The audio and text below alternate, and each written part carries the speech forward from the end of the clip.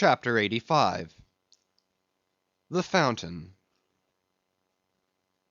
That for 6,000 years, and no one knows how many millions of ages before, the great whale should have been spouting all over the sea, and sprinkling and mystifying the gardens of the deep, as with so many sprinkling or mystifying pots, and that for some centuries back, thousands of hunters should have been close by the fountain of the whale, watching these sprinklings and spoutings; that all this should be, and yet that down to this blessed minute, 15¼ minutes past 1 o'clock P.M. of this 16th day of December, A.D. 1851, it should still remain a problem whether these spoutings are, after all, really water, or nothing but vapor, this is surely a noteworthy thing.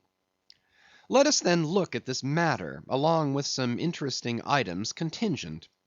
Every one knows that by the peculiar cunning of their gills, the finny tribes in general breathe the air which at all times is combined with the element in which they swim; hence a herring or cod might live a century, and never once raise its head above the surface. But owing to his marked internal structure which gives him regular lungs, like a human being's, the whale can only live by inhaling the disengaged air in the open atmosphere. Wherefore the necessity for his periodical visits to the upper world. But he cannot in any degree breathe through his mouth; for in his ordinary attitude, the sperm whale's mouth is buried at least 8 feet beneath the surface; and what is still more, his windpipe has no connection with his mouth. No, he breathes through his spiracle alone, and this is on the top of his head.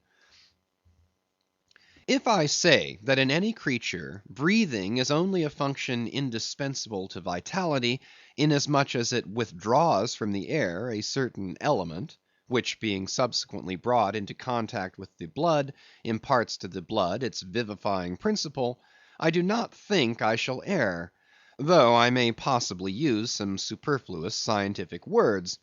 Assume it, and it follows that if all the blood in a man could be aerated in one breath, he might then seal up his nostrils and not fetch another for a considerable time. That is to say, he would then live without breathing.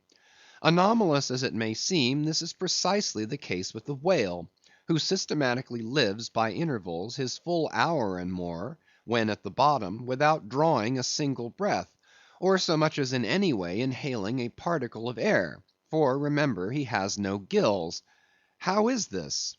Between his ribs and on each side of his spine, he is supplied with a remarkable, involved, Cretan labyrinth of vermicelli-like vessels, which vessels, when he quits the surface, are completely distended with oxygenated blood; so that, for an hour or more, 1,000 fathoms in the sea, he carries a surplus stock of vitality in him, just as the camel, crossing the waterless desert, carries a surplus supply of drink for future use in its 4 supplementary stomachs. The anatomical fact of this labyrinth is indisputable; and that the supposition founded upon it is reasonable and true, seems the more cogent to me, when I consider the otherwise inexplicable obstinacy of that Leviathan in having his spoutings out, as the fishermen phrase it. This is what I mean. If unmolested, upon rising to the surface, the sperm whale will continue there for a period of time exactly uniform with all his other unmolested risings. Say he stays 11 minutes and jets 70 times, that is, respires 70 breaths, then whenever he rises again, he will be sure to have his 70 breaths all over again, to a minute.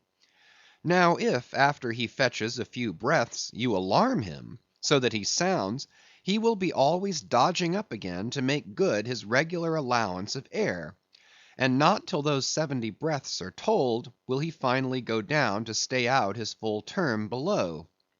Remark, however, that in different individuals these rates are different, but in any one they are alike. Now why should the whale thus insist upon having his spoutings out, unless it be to replenish his reservoir of air ere descending for good? How obvious is it, too, that this necessity for the whale's rising exposes him to all the fatal hazards of the chase.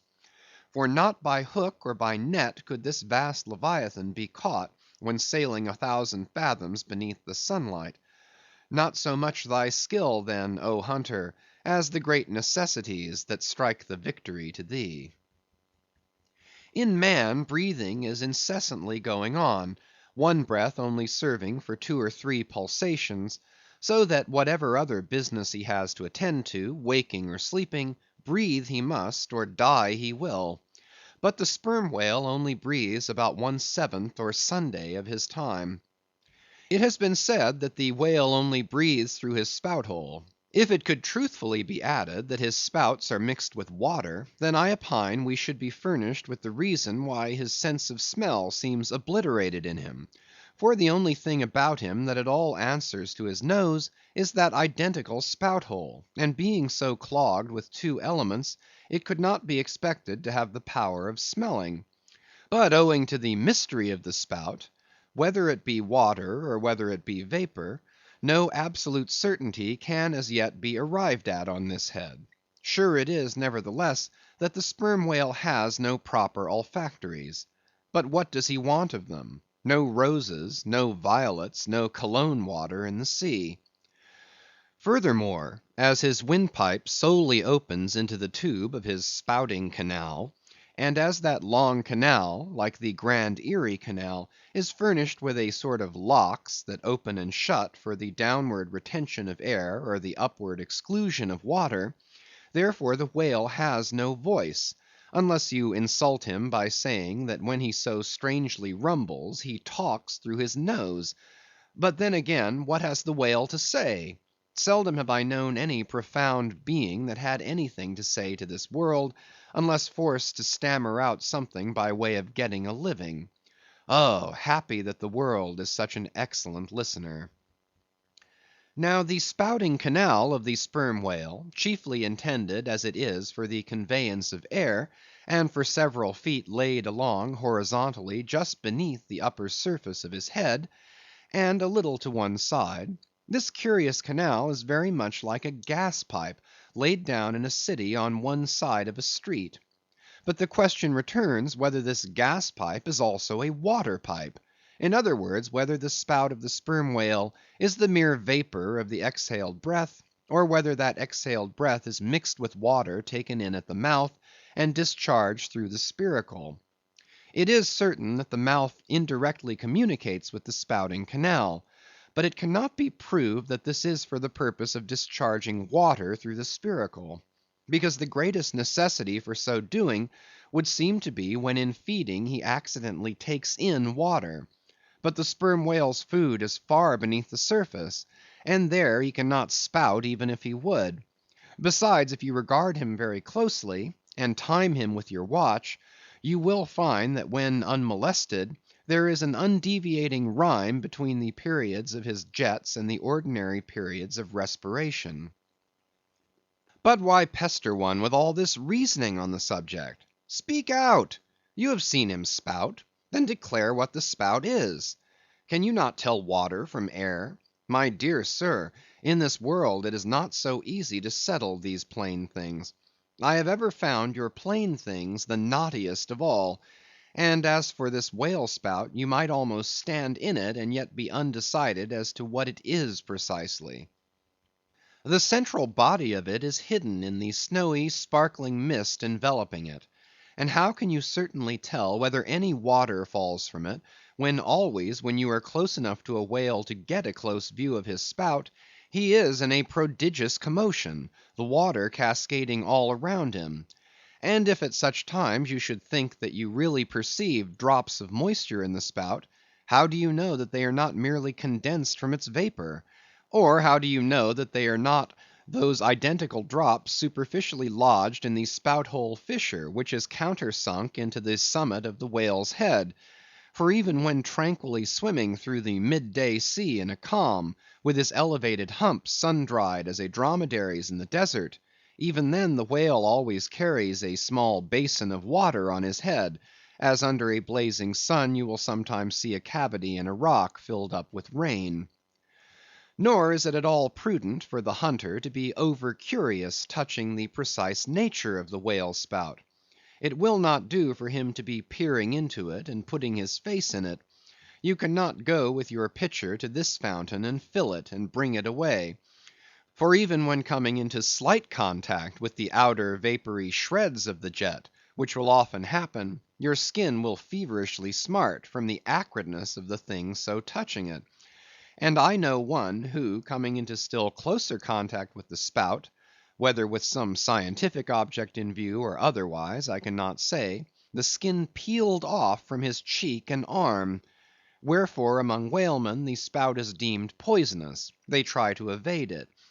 Another thing, I have heard it said, and I do not much doubt it, that if the jet is fairly spouted into your eyes, it will blind you. The wisest thing the investigator can do, then, it seems to me, is to let this deadly spout alone.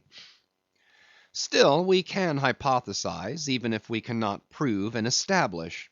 My hypothesis is this: that the spout is nothing but mist. And besides other reasons, to this conclusion I am impelled by considerations touching the great inherent dignity and sublimity of the sperm whale. I account him no common shallow being, inasmuch as it is an undisputed fact that he is never found on soundings or near shores. All other whales sometimes are. He is both ponderous and profound.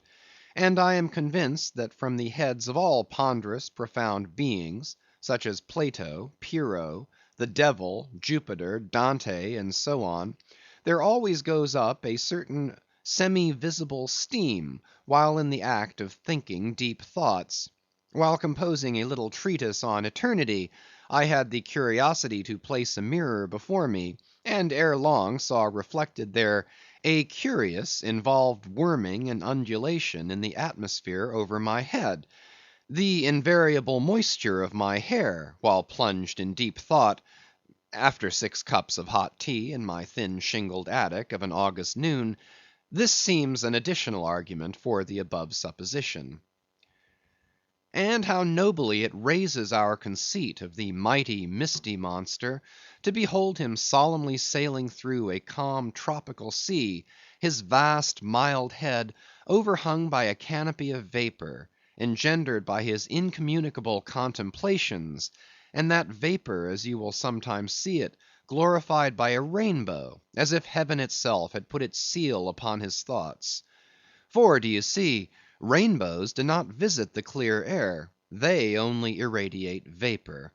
And so, through all the thick mists of the dim doubts in my mind, divine intuitions now and then shoot, enkindling my fog with a heavenly ray. And for this I thank God; for all have doubts, many deny, but doubts or denials, few along with them have intuitions. Doubts of all things earthly, and intuitions of some things heavenly, this combination makes neither believer nor infidel, but makes a man who regards them both with equal eye.